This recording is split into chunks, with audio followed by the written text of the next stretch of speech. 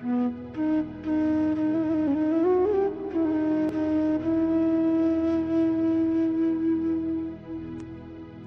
किससे कहें और कौन सुने जो हाल तुम्हारे बाद हुआ। इस दिल की झील सी आंखों में एक ख्वाब बहुत बर्बाद हुआ। ये हिजर हवा भी दुश्मन है इस नाम के सारे रंगों की। वो नाम जो मेरे होंठों पर खुशबू की तरह आबाद हुआ। उस शहर में कितने चेहरे थे कुछ याद नहीं, सब भूल गए। एक शख्स किताबों जैसा था, वो शख्स जुबानी याद हुआ।